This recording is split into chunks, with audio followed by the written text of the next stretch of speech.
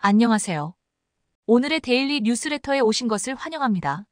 한반도의 복잡한 지정학적 상황에서 김정은이 자신의 여동생과 가까운 동료들에게 일부 권력을 이양하고 있을 수 있다는 정보가 국제사회의 특별한 관심을 끌고 있습니다. 이러한 행동은 북한의 현재와 미래 상황에 대한 많은 질문을 제기할 뿐만 아니라 이 나라에서 권력을 관리하는 새로운 접근 방식을 반영합니다. 한편 많은 역사적 변동을 겪은 한국은 현재 반도 통일이라는 큰 기회와 도전에 직면해 있으며 상당한 변화를 목격하고 있습니다. 내부 문제뿐만 아니라 한국의 통일은 지역 및 전 세계 권력 균형에 깊은 영향을 미칩니다. 아래 깊이 있는 분석을 통해 우리는 북한의 내부 정책, 미래 예측, 그리고 이 나라의 붕괴 시나리오와 관련된 최신 동향을 탐구할 것입니다. 또한 지역과 세계가 변화하는 상황에서 한국의 위치와 준비 상태를 살펴볼 것입니다. 이 글은 세계와 한국이 어떻게 통일 가능성과 이 지역에서의 그들의 역할을 바라보는지에 대한 포괄적인 관점을 제공할 것입니다. 이 모든 것을 통해 한국이 통일과 발전을 향한 노력에서 직면하는 도전, 기회 및 기대에 대해 더 잘 이해할 수 있게 될 것입니다. 이는 경제적 측면뿐만 아니라 군사적 및 지정치적 측면에서도 권력 경쟁이 점점 더 치열해지는 세계에서 한국이 맞닥뜨리고 있는 현실입니다. 국정원은 지난 20일 북한 김정은이 김여정과 일부 측근에게 위임 통치를 하고 있다고 밝혔습니다. 그 이유는 통치 스트레스 경감과 정책 실패 시 책임 회피 차원이라고 했습니다. 지난 4월에 20일 동안 모습을 드러내지 않자 김정은 사망설, 건강 이상설이 제기된 바 있어 또다시 김정은이 어떻게 되기라도 했냐는 말들이 돌고 있습니다. 장성민 세계와동부가 평화포럼 이사장은 김정은 북한 국무위원장이 회복 불능 상태에 있는 것으로 보인다고 주장하기도 했습니다. 최근 북한의 움직임은 지금 북한 내부에서 변화가 오고 있다는 것을 보여주고 있습니다. 북한은 최근 집중호우로 강원, 황해 남북도에 심각한 피해를 입었고 미국과의 대화가 단절되면서 국제사회의 제재도 풀리지 않은 상황에서 유일하게 믿었던 중국과의 무역도 막혔고 이렇게 지금 북한이 흔들리는 모습을 보이자 다시금 통일에 대한 이야기가 나오고 있습니다. 최근 대중의 뇌리에 잊혀졌던 10여 년 전 미국의 북한 붕괴 시나리오가 다시 한번 조명받고 있습니다. 버락 오바마 대통령이 재임 중이던 지난 2009년 9월 9일 미국 국방부가 2010년 의회에 제출할 예정인 국방정책 4개년 보고서 QDR의 북한 붕괴 시나리오가 전격 공개되었습니다. 이 보고서에 나온 지도를 보고 우리는 경악할 수밖에 없었습니다. 미국의 북한 붕괴 시나리오는 북한 지역을 미국, 러시아, 중국, 일본이 분할 통제하는 방안을 담고 있었습니다.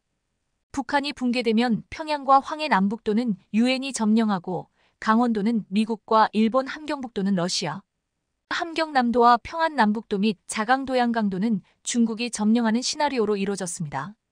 2015년에 북한 붕괴 시 중국이 제안한 문서도 공개되었습니다. 이 지도에는 북한 지역을 미국, 중국, 러시아, 한국이 분할 통제하는 방안이 담겨 있었습니다. 평양은 미국, 중국, 러시아, 한국이 공동 담당하고 평양 외곽인 평안남도와 황해남북도는 한국이, 강원도는 미국 함경남도와 평안북도 및 자강도양 강도는 중국, 함경북도는 러시아가 각각 통제하는 내용이 담겨 있었습니다.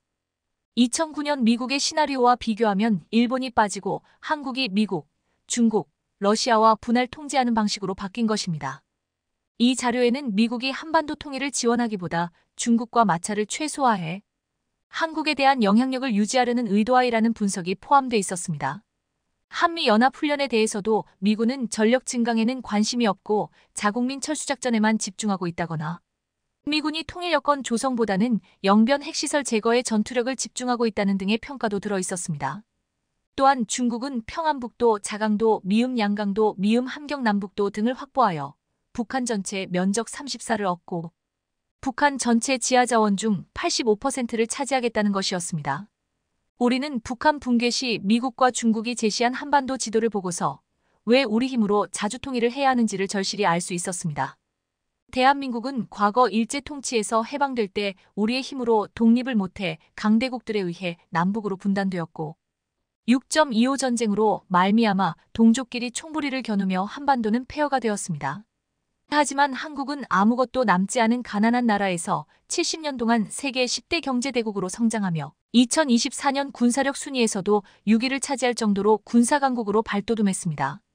과거에는 약소국에 불과해 강대국들의 논리에 휘둘렸던 한국은 이제 그들에 의해서 움직이지 않는 힘이 생겼다는 것입니다.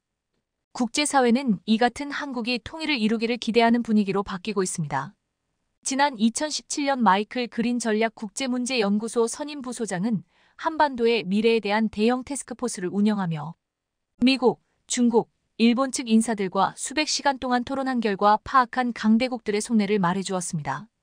미국에는 다양한 견해가 있지만 서울에 의한 궁극적인 자주적 통일이 이루어져야 한다는 원칙을 가지고 있다고 했습니다. 단, 통일 한국에는 핵무기가 없고 통일 한국은 한미동맹의 지속 여부를 자유롭게 선택할 수 있어야 한다고 했습니다. 그런데 최근 미국에서 북한의 핵위협과 중국의 남중국해, 패권도전을 막기 위해 한국의 통일을 원하고 있다는 분석이 나오고 있습니다. 미국의 입장에서 동북아시아에서 미국의 위협이 되지 않는 국가는 한국밖에 없기 때문입니다. 미국은 일본과 동맹관계에 있지만 일본은 과거 제2차 세계대전을 일으킨 주법이었습니다. 당시 일본은 미국의 진주만을 공습하여 수많은 미국의 청년들을 희생시킨 바 있습니다. 또한 1980년대에는 도쿄 땅을 모두 팔면 미국을 수 있다는 말이 돌았을 정도로 미국의 경제를 위협했습니다. 이로 인해 미국 입장에서는 일본과 중국을 동시에 견제할 수 있는 국가는 한국밖에 없다고 보고 있는 것입니다. 게다가 한국은 한국전과 베트남전에서 미국과 함께 피를 흘리면서 공산주의자들과 맞서 싸운 혈맹의 역사를 갖고 있으며 한국은 막강한 군사력을 갖추고 있기 때문입니다. 만일 대한민국 주도의 통일한국이 건설될 경우 60만 대군이 중국과 러시아 접경에 포진하게 되고 미국은 북한 지역에도 주한미군 기지를 건설할 수 있다고 보고 있습니다. 중국도 최근 한반도의 통일은 자주적 통일이 되기를 바란다고 말했습니다. 중국이 원하는 자주적 통일은 평양과 서울이 미국의 영향을 받지 않고 이룩하는 통일로 통일 한국이 미국과 동맹관계를 폐기할 것을 기대하고 있습니다. 중국은 자신들이 힘을 축적할 때까지 한반도 통일을 미뤄 한국을 미국의 동맹 네트워크로부터 이탈시키고 평양에 대한 통제력을 강화하기를 바라고 있습니다. 일본은 20여 년 전 통일 한국이 일본의 등을 돌릴 것으로 보고 통일을 꺼려왔는데 지금도 한반도의 평화를 그리 탐탁치 않아 하고 있습니다. 하지만 최근 일본의 많은 관료와 학자들은 한반도 통일을 원하고 있다고 알려져 있습니다. 한반도 통일만이 북한의 대일 미사일, 핵무기 위협과 일본인 피랍자 문제를 해결할 유일한 방법으로 결론을 내렸기 때문입니다. 일본인 전략가들이 제시하는 주요한 통일의 조건은 통일 한국이 미국과 동맹관계를 유지해야 한다는 것인데 무엇보다 일본이 가장 우려하는 점은 통일 한국이 북한의 핵무기를 그대로 넘겨받는 상황이라는 것입니다. 이것 때문에 4.4의 게니치로 전 주미대사는 일본이 이것을 막으려면 한국의 마음에 어느 정도 맞춰주는 노력을 해야 한다고 주장하기도 했습니다. 지금 이같이 각 나라들은 한반도의 통일을 자신들의 관점으로 바라보고 있지만 한국 중심의 자주적인 통일을 바라고 있습니다. 또한 한반도의 통일이 강대국들에게 초유의 관심의 대상인 것은 군사안보의 측면도 있지만 더욱 중요한 것은 통일한국의 경제적인 위력 때문입니다. OECD는 최근 한국 경제의 성장 엔진이 곧 꺼진다는 보고서를 내놓았습니다. 2031년 한국의 경제 성장률이 0%대로 떨어진다는 것입니다. 반대로 미국 뉴욕 월가에 있는 골드만삭스는 통일한국이 2040년대에 독일과 일본을 추월하고 1인당 국민소득 8만 6천 달러로 세계 두 번째 국가가 된다고 예측했습니다. 골드만삭스는 통일한국의 GDP는 2040년이 되면 프랑스, 독일, 일본, 영국 등을 앞지를 것이라고 하며 남북 통합의 강력한 시너지 효과를 기대할 수 있다고 예측했습니다. 이를 통해 북한 주민의 1인당 국민소득이 남한의 70% 수준인 5만 6천 불까지 상승할 것이라고 했습니다. 이뿐만 아니라 통일한국은 인구 8.000만의 세계 7대 경제강국으로 부상하게 됨에 따라 유라시아 태평양 경제권의 핵심 허브 국가로 자리매김할 것이라고 했습니다. 인구 8억만에 육박하는 단일국가 경제권을 형성함에 따라 규모의 경제 환경이 조성되고 내수가 경제를 이끌어갈 수 있는 수준의 역량을 획득할 수 있으며 기존 대외무역을 한층 더 강화하면 통일한국의 경제는 도약할 가능성이 높다고 예상했습니다. 세계적인 투자가 짚노져쓰는 통일한국은 일본을 제치고 세계 2위 경제대국이 될 수 있다며 전 재산을 북한에 투자하고 싶다고 밝히기도 했습니다. 현대경제연구원은 지난 2014년 남북한이 통일을 이루면 한국의 첨단 기술과 북한의 노동력이 결합해 중국을 제치고 단숨에 세계의 공장으로 도약할 것이라고 전망했습니다. 또한 지난 2011년 러시아의 한 매체는 이 같은 말을 했습니다. 통일 한국은 강력한 괴물 국가로 성장할 것이다. 대한민국은 과거의 강대국들에 의해 나라가 나뉠 때처럼 약하지 않습니다. 그동안 대한민국은 놀라운 힘을 길러왔습니다. 대한민국은 그 위대한 힘으로 자주통일을 이루며 전 세계에 우뚝 설 준비를 하고 있습니다. 최근 한국 경제의 근간을 흔드는 엄청난 사건이 발생해 반도체 업계가 바짝 긴장을 타고 있습니다. 삼성, SK하이닉스 등 우리 반도체 기업을 바짝 쫓고 있는 마이크론에서 최근 우리보다 더 앞선 기술을 돌연 발표하며 1위 자리를 차지하려고 몸부림치고 있기 때문인데요. 하지만 알고 보니 이번에도 반도체 기술 유출이 있었던 것으로 드러나는 등 역시나 하는 분위기입니다. 그런데 이번 반도체 기술 유출 사태에 대한 처벌 수위가 극히 낮아 논란이 더 증폭되고 있다고 합니다. 이렇듯 상황이 좋진 않지만 결국엔 한국이 세계 1위를 뺏기지 않을 거라는 분석이 팽배하다는데 반도체 업계를 둘러싼 최근 상황에 대해 자세히 알아보겠습니다. AI 반도체 시장을 장악한 엔비디아가 AI 최대 수혜주로 미친 존재감을 과시하면서 아마존, 마이크로소프트 등 거대 기업을 따라잡으며 쾌속 질주를 멈출 줄 모르고 있습니다. 엔비디아의 독주를 반영하듯 반도체 분야 역시 전 세계 산업에서 핵심 중추로 자리 잡으며 더욱 중요해지고 있는 상황인데요. 이런 가운데 최근 엔비디아가 신형 AI 특화 반도체인 H200을 올 6월에 내놓는 등 또다시 시장에 돌풍을 예고했습니다. 주요 외신에 따르면 엔비디아의 신제품은 5세대 고대 역폭 메모리 HBM3를 첫 탑재했으며 HBM3를 통해 초당 4.8TB 속도로 141GB 메모리를 제공하는 것으로 알려졌습니다. 엔비디아는 초당 3.35TB 속도인 H100보다 출력 속도가 2배 빨라졌고 용량과 대역폭 역시 2배 늘었다며 1750억 개 이상 파라미터가 포함된 차세대 LLM 기반 AI 훈련 과정에서 최고 성능을 구현한다고 설명했습니다. 특히나 이번에 삼성과 SK하이닉스가 엔비디아에 HBM을 공급하는 것으로 알려지면서 우리 역시 수혜를 입을 것으로 보입니다. 고대 역폭 메모리로 불리는 HBM은 여러 개의 디램을 수직으로 쌓아 데이터 처리 속도를 향상한 최선단 메모리 반도체로 텍스트나 이미지 생성을 위해 훈련된 LLM 성능 강화에 탁월한 것으로 알려졌습니다. 그런데 최근 반도체 업계에 충격적인 사건이 발생했습니다. 갑자기 뜬금없이 마이크론이 HBM3를 양산한다고 밝히는 등 예상치 못한 소식은 심지어 4세대를 건너뛰고 5세대 HBM3를 양산한다고 했는데 그 시기를 보면 SK하이닉스와 삼성보다 더 빨리 어떻게 이런 일이 일어날 수 있었는지 의문이 드는 상황이 펼쳐졌습니다. 반도체 업계에 따르면 업계 후발주자인 마이크론이 지난달 5세대 HBM3이 양산을 시작한다고 발표하면서 발칵 뒤집어졌습니다. 마이크론이 HBM3 양산을 건너뛰고 HBM3이 대량 생산체제를 갖추면서 SK하이닉스, 삼성과 전면 경쟁체제에 들이팼기 때문입니다. 그러면서 마이크론은 해당 디램은 엔비디아가 2분기에 출시하는 GPU H200에 탑재될 예정이라며 8단 HBM3가 경쟁사보다 전력 효율이 30% 우수하다고 강조했습니다. 이렇듯 마이크론이 SK하이닉스와 삼성보다 먼저 엔비디아의 HBM3이 공급을 공식 발표하자 국내외 반도체 업계에서는 후발주자인 마이크론이 어떻게 기술 단계를 뛰어넘고 경쟁 반열에 오르게 될 수 있었는지 이해가 가지 않는다며 고개를 갸우뚱했는데요. 그것도 그럴 것이 마이크론이 본격적으로 HBM 생산에 돌입한 때는 작년 6월로 당시만 해도 이제 막대만 타이 중에 차세대 디램 생산 및 테스트 신규 공장을 가동하기 시작했기 때문입니다. 아니나 다를까 바로 며칠 뒤 SK하이닉스의 기술이 마이크론에 유출됐다는 게 드러나며 마이크론이 5세대 양산을 시작할 수 있었던 이유가 밝혀졌습니다. 다름 아닌 SK하이닉스에서 퇴직한 한 직원이 바로 얼마 전 마이크론으로 이직한 사실이 알려지며 부랴부랴 전직금지 가처분 신청을 내며 사태 진화에 나섰는데요. 그런데 이 과정에서 법원의 솜방망이 판결이 큰 논란이 되며 반도체 업계에서 더욱더 강력한 처벌이 있어야만 이번 같은 일이 발생하지 않을 거라고 난리가 났다고 합니다.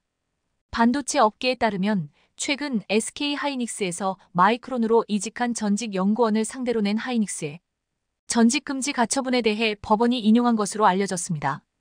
경쟁사로 옮기면서 기술을 탈취하는 행태에 대해 법원이 제동을 걸었지만 문제는 처벌 수위가 낮다는 점입니다.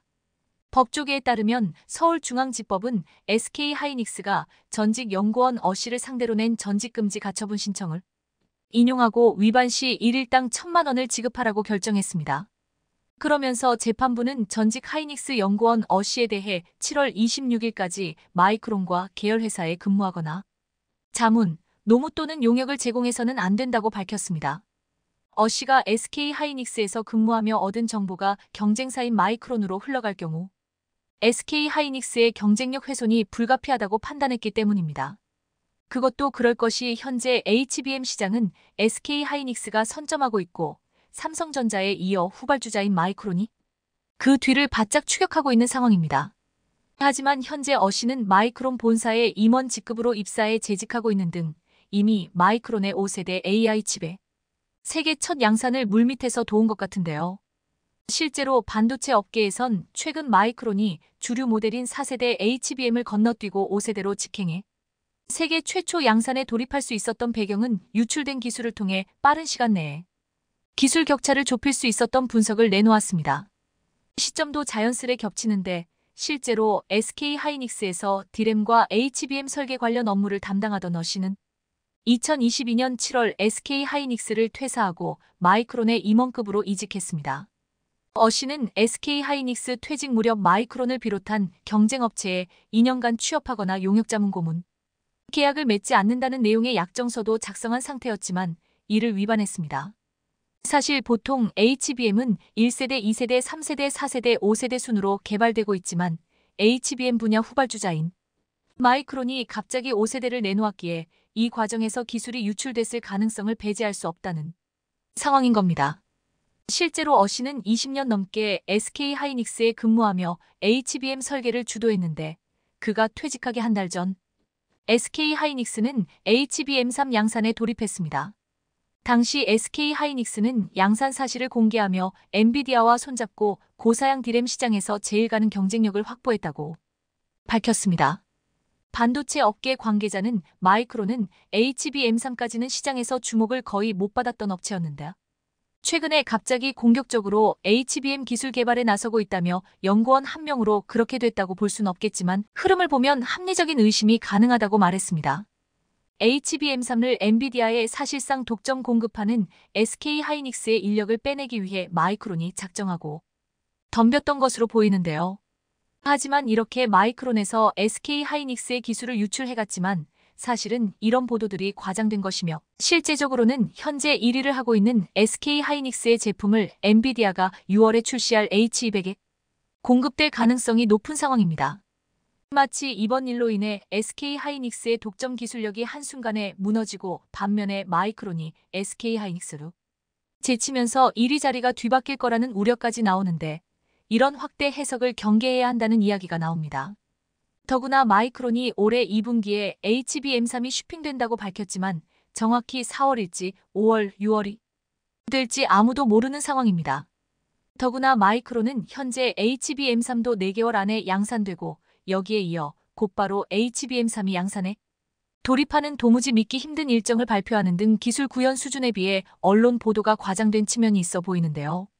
실제로 후발주자인 마이크론이 이런 일정을 감당할 수 있을지 의문이며 반도체 업계에서도 SK하이닉스에서 신기술을 쏟아내자 마이크론 역시 가만히 있을 수는 없으니 과장된 내용을 발표한 것 아니냐는 분석이 나옵니다.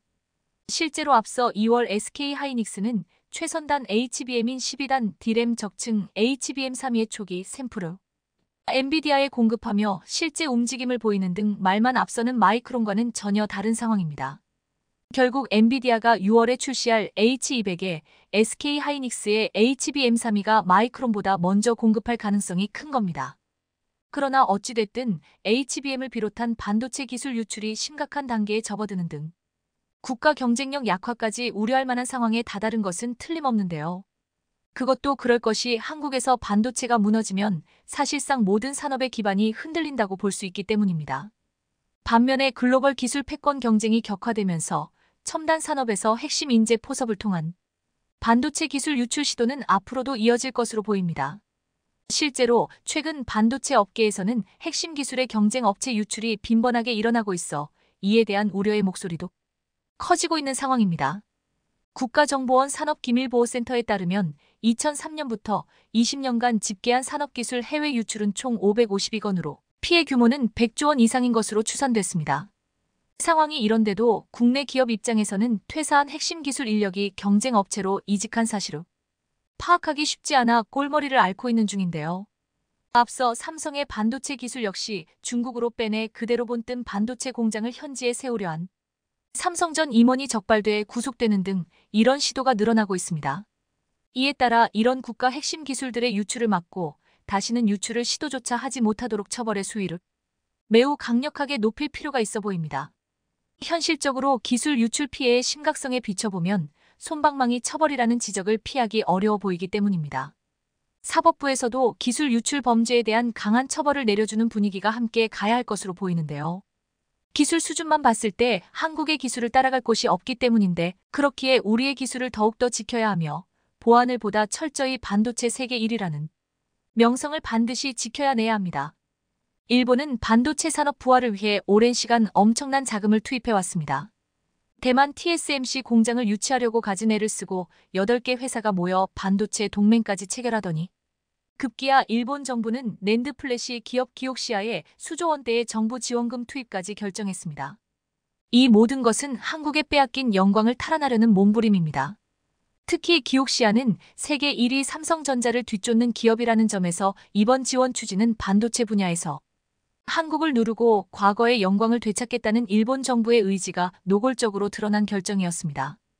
아사히 신문은 지난 16일 일본 정부가 반도체 생산 지원 목적으로 조성 중인 총 6천억 엔, 약 6조 원 규모의 지원 대상에 기옥시아가 선정될 수 있다고 보도했습니다. 기옥시아가 이와테현에 내년 봄까지 완공할 계획인 낸드 플래시 반도체 공장에 정부 지원금 수조 원을 투입하겠다는 뜻입니다. 기옥시아 이와테현 공장은 기옥시아가 낸드 플래시 시장 점유율 1위인 삼성전자에 대항하기 위해 짓고 있는 곳으로 총 사업비만 1조 엔, 우리 돈 약 10조 원이 투입된 규모의 공장입니다. 기옥시아는 1980년대 글로벌 반도체 시장을 휩쓸던 주역인 일본 도시바 메모리가 전신입니다. 이런 기업에 엄청난 세금을 퍼붓고 있다는 사실 자체만으로 일본이 지금 얼마나 삼성전자를 누르고 도시바의 영광을 재현하고 싶은지를 알 수 있습니다. 더구나 일본의 기옥시아 도요타 엔티티 등 8개 회사들은 공동 출자를 통해 라피두스라는 이름의 새 법인을 차렸는데 자칭 어벤져스라는 말까지 만들어낸 이 반도체 동맹을 이끄는 리더 역시 기옥시아입니다. 그리고 기옥시아는 낸드 플래시 1위를 외치며 미국의 웨스턴 디지털과 합병까지 추진할 정도로 공격적이었고 일본 정부는 반도체 동맹 라피두스에 약 700억 엔, 6,600억 원이란 세금을 지원하면서 전폭적인 지원을 하고 있었습니다. 이 모든 일본의 투자는 마치 순항 중인 것처럼 보였습니다. 그런데 일본이 손만 대면 잘 되던 산업도 주춤하는 징크스는 이번에도 이어졌습니다. 기옥시아가 부활을 완성시키기 직전 전 세계적으로 반도체 불황이 불어닥친 것입니다. 그리고 이 불황은 예상보다 장기화되고 있습니다. 결국 올해 8월 기옥시아는 열심히 지어놓은 낸드 플래시 신공장 가동을 연기하게 됩니다. 물론 이 결정에는 세계 낸드 플래시 시장을 꽉 잡고 있는 삼성전자의 감산 조치가 결정적 역할을 했습니다. 사실 이 공장은 올봄 완공될 예정이었습니다. 하지만 공장 건물 장비의 납품도 늦어지고 설비 투자에 제동이 걸렸는가 하면 반도체 불황으로 낸드 플래시 시장이 위축되자 신공장 가동을 연기할 수밖에 없었던 것인데요. 글로벌 경기 침체로 반도체 시장의 불황이 장기화되자 안 그래도 이미 기옥시아는 지난해 10월부터 낸드 제조 라인의 웨이퍼 투입량을 30% 줄인 후 지금까지 감산 기조를 유지하고 있었습니다. 그런데 이런 촉한기에 신공장의 문을 열고 공장 가동을 늘릴 수가 없었던 것입니다. 운이 없어도 얼마나 없는지 하필 이럴 때 반도체 불황이 장기화된 것인데요. 사실 반도체 감산의 키는 한국 반도체 기업들이 쥐고 있습니다. 세계 낸드 1위 기업 삼성전자가 최대 생산 라인인 평택과 시안 공장의 가동률을 조정하고 SK하이닉스 역시 지난달 낸드의 재고 수준이 높아 510% 감산할 예정이라고 발표하자 다른 기업들도 어쩔 수 없이 감산 대열에 동참할 수밖에 없었습니다. 시장조사 업체 옴디아에 따르면 전 세계 낸드 생산량의 96%를 한국, 미국, 일본의 5개사가 차지하고 있는데 올해 1분기 기준 세계 낸드 점유율은 삼성전자가 34%, 기옥시아가 22%, SK그룹이 15%입니다. 이처럼 불황이 오자 선제적 감산 조치로 시장을 얼려버린 삼성전자는 바닥에 왔다는 신호가 감지되자 오히려 과감한 투자로 위기를 기회로 만들고 있습니다. 삼성전자가 300단 이상 낸드 플래시 공정에서 초격차 적층 기술로 1위 지키기에 나섰습니다. 생산성과 원가 경쟁력에서 다른 회사들을 압도해 불황 이후 시장 회복 국면에서 리더십을 가져간다는 전략을 세운 것입니다. 반도체 업계에 따르면 삼성전자는 내년에 본격 양산할 9세대 300단 이상 비낸드 칩에도 더블 스택 기술을 적용할 예정입니다. 더블 스택 기술이란 낸드 플래시를 두 번에 나눠 제작한 뒤 결합하는 방법입니다. 삼성은 7세대 176단 비낸드부터 이 더블 스택을 적용했는데요. 삼성전자는 2013년 업계에 처음으로 낸드 플래시를 세로로 쌓아 올리는 기술을 양산에 적용한 뒤 매출과 기술력 면에서 세계 시장 1위를 놓친 적이 없습니다. 업계에서는 삼성의 더블 스택 기술 적용은 극심한 메모리 불황 이후 내년부터 찾아올 호황에서 확실한 1위로 자리매김하겠다는 전략이라고 평가하고 있습니다. 9세대 낸드 더블 스택 공정 채택은 경쟁사보다 원가를 줄일 수 있기 때문입니다. 사실 삼성전자가 낸드 플래시 업계에서 혁신을 주도한 것은 이번이 처음이 아닙니다. 삼성전자는 2019년 6세대 128단 낸드 플래시를 생산할 때에도 채널 홀을 단 한 번에 뚫는 싱글 스택 기술을 완성했는데요. SK 하이닉스 마이크론 테크놀로지 등 경쟁사들이 동급 100단 낸드 플래시에 더블 스택을 적용했을 때 유일하게 한 번만에 낸드를 완성하는 기술로 기술 리더십을 뽐낸 바 있습니다. 그리고 불황으로 주춤하던 삼성에게 시스템 반도체에서도 새로운 기회가 찾아왔습니다. 삼성은 일단 전 세계에서 아직 구현 사례가 없는 혁신 기술을 발표하며 존재감을 과시했습니다. 반도체 구조 패러다임을 바꿀 후면 전력 공급 BSPDN 기술을 상용화하겠다고 발표한 겁니다. 후면 전력 공급이란 반도체를 작동시키는 전력을 웨이퍼 뒷면에서 공급하는 것으로 아직까지 전 세계 구현 사례가 없는 혁신 기술입니다. 반도체를 구동하려면 전력이 필요합니다. 그래서 기존에는 회로가 그려진 웨이퍼 상단에 전력 공급선이 함께 배치됐습니다. 공정상의 편의성 때문이었습니다. 하지만 회로가 미세화하면서 회로와 전력선을 한 면에 새기기 어려워졌습니다. 또 회로 간격이 좁아지면서 간섭이 발생하고 이것은 반도체 성능에 악영향을 미치게 됐습니다. 그러나 후면 전력 공급은 이 같은 한계를 극복할 수 있습니다. 전력선을 웨이퍼 뒷면에 배치해 회로와 전력 공급 공간을 분리했기 때문입니다. 후면 전력 공급 기술은 전력 효율과 반도체 성능을 동시에 높일 수 있어 삼성전자뿐만 아니라 TSMC, 인텔 등 파운드리 업계가 기술 확보에 뛰어들고 있는 기술인데요. 삼성전자가 후면 전력 공급 계획을 수면 위로 드러내면서 기술 주도권을 차지하려는 파운드리 업계 간 경쟁이 한층 치열해질 전망입니다. 인텔은 내년에 후면 전력 공급 기술로 반도체를 양산할 계획이며 TSMC 역시 2나노 이하 공정에서 이 기술을 적용할 계획인데요. 삼성, 인텔, TSMC 세 회사가 후면 전력 공급 기술로 또 한 번 맞붙을 전망입니다. 그리고 이 국면에 AI 반도체 시장에서도 삼성전자의 유리한 소식이 터졌습니다. 삼성전자가 인공지능 칩을 만드는 스타트업인 그로크 GR5Q의 차세대 L칩을 생산하기로 결정한 것입니다. 그로크는 구글 엔지니어 출신들이 창업한 AI 반도체 회사인데요. 이 회사가 대만 TSMC를 제치고 삼성전자를 찾아온 것입니다. 그로크 창업자이자 CEO인 조나단 로스는 우리 회사의 4나노 AI 가속기 반도체 칩은 텍사스주 테일러시의 삼성전자 공장에서 생산될 것이다. 최고의 AI 성능을 가능하게 할 삼성의 파운드리 공정을 사용해 고로크의 발전을 이뤄나가겠다. 라고 발표했습니다. 테일러 공장의 고객이 알려진 것은 이번이 처음인데요. 경계현 삼성전자 디바이스 솔루션 사장은 지난달 SNS를 통해 2024년 말부터 테일러 공장에서 4나노 공정 제품을 양산하겠다. 미국 주요 고객들은 자신들의 제품이 이곳에서 생산되기를 기대한다. 라고 운을 띄웠습니다. 그 주요 고객 중에는 그로크도 있었던 것입니다. 그로크의 차세대 AI 칩은 기존 제품 대비 최고 400가량 전력 효율이 높고 성능도 우수한 것으로 알려져 있는데요. 업계에서는 삼성전자가 4나노 MPW 서비스를 제공하는 것은 그만큼 4나노 수율에 자신이 있다는 것을 의미한다고 분석합니다. 삼성전자 파운드리 미국 사업 담당 마르코 키사리 부사장은 이번 계약을 이렇게 평가했습니다. 그로크와 협력은 삼성전자 파운드리 기술이 AI 반도체의 혁신을 선도하고 있다는 것을 증명한다. 앞으로 선단 공정 기반의 AI 반도체 시장을 선도하겠다. 그리고 삼성에게 기회가 될 수 있는 호재가 하나 들려왔습니다. 반도체 업계의 경쟁사인 퀄컴과 인텔 간 2나노미터급 공정 개발 협력 중단설이 흘러나온 겁니다. 이것은 삼성 파운드리에 또 한 번의 기회가 온다는 것을 의미하기에 시장은 숨죽이며 이 상황을 지켜보고 있습니다. 대만 TF 인터내셔널 증권의 권민치 애널리스트는 자신의 소셜미디어에 최근 조사에 따르면 퀄컴은 인텔 2나노 칩 개발을 중단했다. 퀄컴과 같은 선도 IC 설계 공급업체와의 협력 부족은 결과적으로 18나노 공정 연구개발 및 대량 양산인 불확실성에 빠뜨릴 것이다. 라고 밝혔습니다. 퀄컴과 인텔 간 2나노미터급 공정 개발 협력 중단설은 빠르게 퍼져나갔고 이것이 사실이라면 시장은 이제 삼성전자가 파운드리 후발주자인 인텔을 따돌리고 차세대 스냅드래곤 제품을 수주할 수 있을지 여기에 주목하고 있습니다.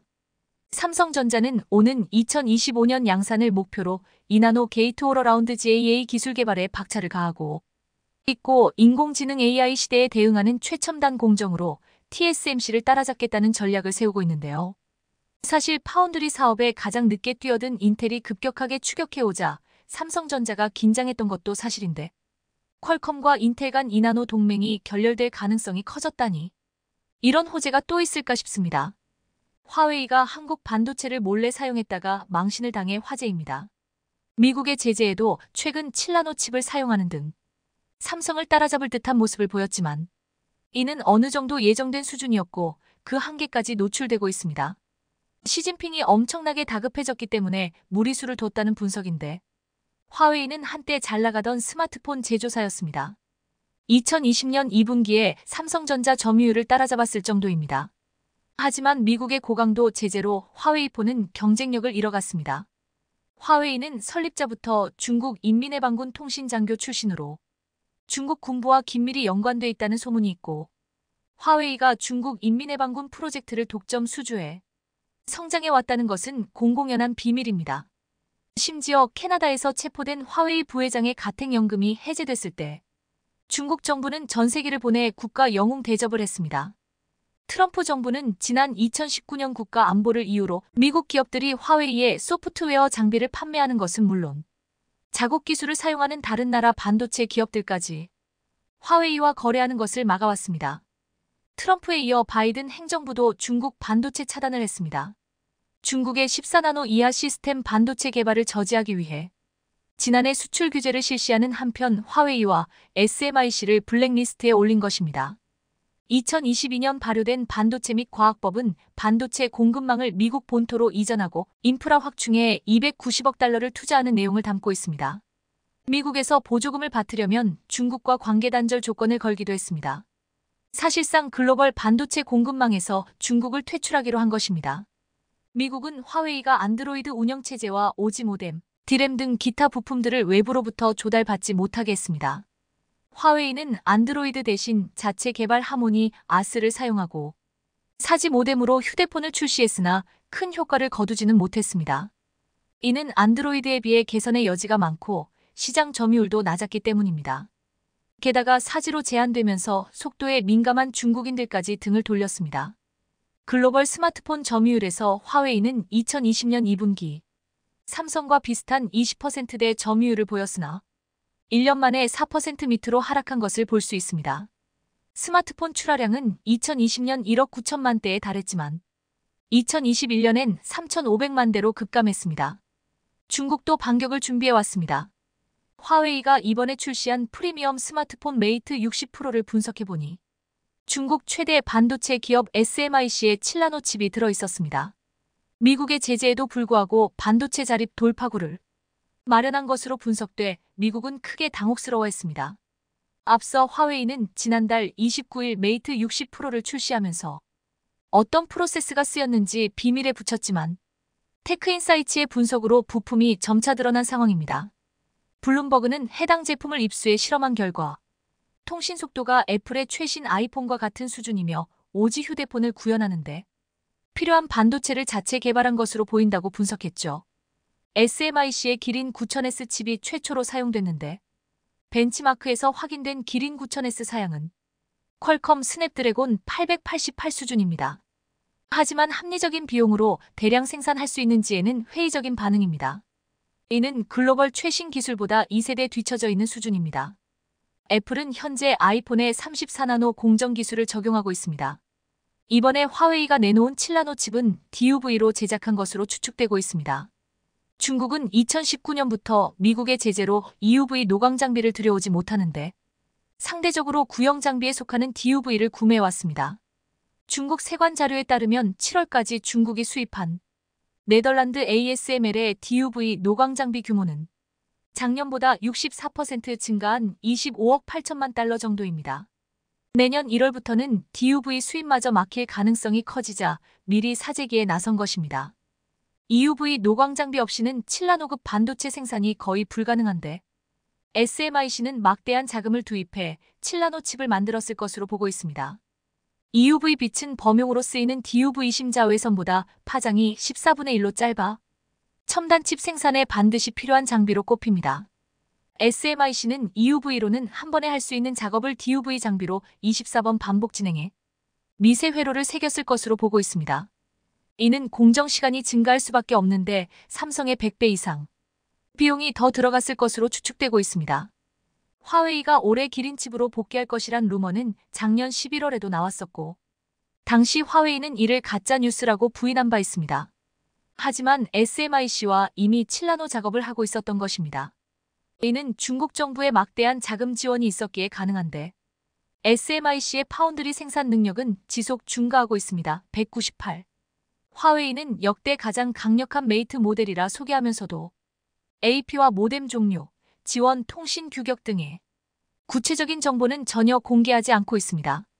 기린 9000S는 2년 전 메이트 40 시리즈에 탑재된 기린 9000의 개선판이란 분석이 나오고 있습니다.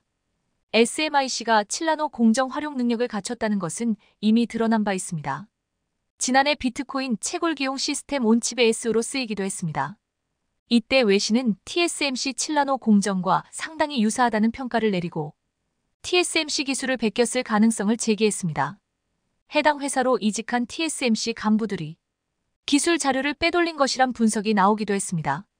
반도체 기술 관련 간부 4명 중 3명은 대만계 인재로 채워져 있습니다.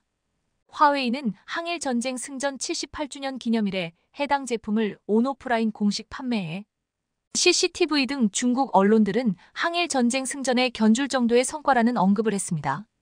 그러면서 휴대폰에 내장된 반도체는 사람들에게 무한한 상상력을 선사한다며 4년여에 걸친 미국의 탄압 끝에 1만 개 이상의 부품을 국산화했고 자주 혁신의 잠재력이 크다고 주장했습니다. 황구시보도 미국의 극단적인 억압이 실패했다는 것을 증명하기에 충분하다며 이는 미중 기술 전쟁에서 중국이 결국 승리할 것임을 예고하는 쾌거라며 흥분을 감추지 못했습니다. 관영 매체들의 대대적인 분위기 조성에 화웨이 폰이 물티나게 팔렸고 오랜만에 소위 애국 소비가 불붙고 있습니다. 신제품 출시 행사도 없었지만 온라인을 통해 작동 영상이 공개되자 조회수가 순식간에 2억 건을 돌파하는 등 중국인들의 관심이 최고조에 달한 상황입니다. 판매 가격은 127만 원 정도로 책정돼 있습니다. 대형 온라인 플랫폼에서는 대부분의 사양이 1분 만에 매진되기도 했습니다. 화웨이의 신형 스마트폰 출시는 러몬도 미국 상무장관이 중국을 방문하는 기간에 발표됐습니다. 이는 중국 정부의 치밀한 계산하에 나온 이벤트라는 분석입니다. 러몬도 장관은 미국의 대중무역 제재를 총괄하는 중이고 그의 방중에 맞춰 기술 자립에 성공했다는 점을 대대적으로 홍보하기 위한 전략이라는 평가입니다. 이런 상황에 미국도 발끈하고 있습니다. 러몬도 상무장관은 미국이 중국을 상대로 많은 채찍을 갖고 있으며 필요시 사용하겠다고 밝혔습니다. 수출 통제와 투자 규제, 관세 등이 그것이라는 설명입니다. 미국 정부는 화웨이 칩을 생산한 SMIC를 조사해야 한다는 입장이며 이에 따라 중국도 대응력을 키우고 있습니다. 화웨이는 29일 자사 온라인몰을 통해 한정 수량 판매를 시작했고 애플의 아이폰 15가 공개되는 12일을 겨냥해 이달 중순경 공개 행사도 열 것으로 알려졌습니다. 중국 애널리스트는 올해 하반기 최대 600만 대 정도 팔릴 것이라 예상했습니다. 1년간 최소 1,200만 대를 잡고 있는 상황인데 이는 반도체 칩이 정상적으로 조달됐을 때의 이야기입니다. 화웨이는 현재 비밀 반도체 생산 시설을 운용 중에 있습니다. 블룸버그는 화웨이가 중국 정부로부터 300억 달러 상당을 지원받아 중국 전역에 비밀 반도체 생산 시설을 만들었다는 보도까지 했습니다. 이를 바탕으로 스마트폰 부품의 90% 이상을 국산화했다는 것인데 화웨이의 제품 스펙 자체는 허위일 가능성이 높습니다. 앞서 지난 5월 중국의 반도체 설계 기업 파워리더는 고성능 CPU를 자체 개발했다고 밝혔지만 실제로는 인텔 제품을 포장만 바꾼 사실이 들통나기도 했습니다. 화웨이는 과거에도 메이트 9 제품에 허위 스펙을 기재한 바 있고 스마트폰 카메라 샘플을 소개하면서 캐논 DSLR로 찍은 결과물을 낸 적도 있습니다. P20 프로 등 고사양 제품의 성능을 거짓으로 끌어올린 사례도 있었고 P30은 방진방습 인증을 밟지 않고도 받았다는 표기를 하기도 했습니다. 메이트 60 프로 또한 스펙을 숨기는 등 석연찮은 부분이 있습니다. 중국은 2025년까지 반도체 자급률을 70%까지 끌어올린다는 목표지만 큰 성과를 거두지 못하고 있다는 것이 일반적인 평가입니다. HSMC는 막대한 투자금을 지원받고도 단 한 개의 반도체도 생산하지 못했었죠. 이런 와중에 화웨이가 신규 스마트폰을 내놓으며 한국 반도체를 몰래 사용해 망신을 당하고 있습니다. 9월 7일 블룸버그는 화웨이 스마트폰을 분해한 결과를 대서 특필했습니다. 그런데 놀랍게도 SK하이닉스의 스마트폰용 디램인 LPDDR과 낸드 플래시가 포함된 것으로 확인돼 외신에서도 이슈가 됐습니다. 테크인사이트는 SK하이닉스가 이번 화웨이 스마트폰에 부품을 공급한 유일한 글로벌 공급업체라고 밝혔습니다. 그러나 SK하이닉스는 2019년 화웨이에 대한 미국의 제재 조치가 도입된 이후 화웨이와 더는 거래하지 않고 있다며 억울함을 표현했습니다. 미국 정부의 수출 규제 조치를 철저히 준수하고 있고 이번에 당사 메모리 반도체가 쓰였다는 것을 인지하고 바로 미 상무부에 신고했다는 설명을 했습니다. 그리고 해당 사안을 자세히 파악하기 위해 자체 조사를 진행하고 있습니다. 블룸버그는 화웨이가 어떻게 메모리 칩을 조달했는지 불분명하다며 2020년까지 쌓아둔 비축분 활용 가능성을 제기했습니다. 영업점이나 대리점 등의 유통 채널에서 비정상적인 형태로 공급이 이뤄졌을 가능성도 제기되고 있습니다. 최근 들어 한국 업체가 미국 기업에 공급한 낸드 플래시가 중국산 SSD 내부에서 발견된 사례도 있습니다. 이는 비축분이 모두 동나면 생산할 수 없다는 의미입니다. 즉, 7나노 파운드리는 어찌 만들어 사용한다 해도 디램이나 낸드 등에서는 한국 제품을 쓰지 않는다면 우수한 성능이 나오지 않는 것입니다. 이번에 니온게이자이 신문이 63개 분야 세계 시장 점유율을 발표했는데 한국은 스마트폰, 디램, 낸드 플래시, OLED, 초박형 TV, 조선 등 6개 품목에서 세계 1위에 올랐습니다. 하이테크 분야에서 중국에 밀리며 4위로 내려앉은 지 3년 만에 다시 3위로 올라선 것입니다. 한국은 삼성전자와 SK하이닉스 점유율 합계가 각각 70%와 52%에 달하는 디램과 낸드 플래시 분야에서 1위를 굳건히 했습니다. OLED 분야에서도 삼성전자와 LG디스플레이 합산 점유율이 80%에 달해 절대적인 우위가 이어졌습니다. 그럼에도 중국은 메이트 60 출시와 함께 더욱 거세게 몰아붙이고 있습니다. 자국 공무원들에게 아이폰 사용을 금지시킨 것입니다. 온오프라인 모임 때 아이폰을 가져오거나 사용하지 말 것을 주문한 상태입니다. 이 같은 중국 정부의 움직임은 애플에게는 뼈아픈 상황입니다. 애플이 중국에서 가져가는 매출은 전체 매출의 약 19% 정도입니다. 그리고 오는 12일 신규 아이폰 15 시리즈를 공개할 예정이었죠. 갑자기 중국이 화웨이 성과를 끄집어낸 데에는 시진핑이 다급해진 면도 있다는 분석입니다. 시진핑은 지난달 베이다이어 회의에서 원로그룹으로부터 사회가 혼란스럽다는 간언을 듣고 분노를 쏟아낸 것으로 나타났습니다. 원로들은 경제뿐만 아니라 정치, 사회 전반을 포함한 중국의 분위기에 문제가 있다고 지적했습니다. 이에 시진핑은 과거 3대가 남긴 문제가 모두 덮쳐왔다며 10년이나 노력했지만 문제가 정리되지 않는다. 이게 내 탓인가라고 격분한 것으로 나타났습니다. 최근 경제 문제로 위기 상황에 내몰린 시 주석의 체면을 고려해 9일 인도에서 열리는 주요 20개국 정상회의에 2인자인 리창 총리를 보낸 것으로도 나타났습니다. 2012년 집권 후 단 한 차례도 빠진 적 없던 주요 20개국 정상회의에 처음으로 불참하기로 한 것은 경제 및 정치적으로 고개를 들 수 없는 상황이 됐기 때문입니다. 이런 상황에 시진핑은 어떤 꼼수를 쓰더라도 한국 반도체를 넘으려 할 것입니다. 한국은 기술력을 지속 높여 중국의 추격을 뿌리치길 바랍니다.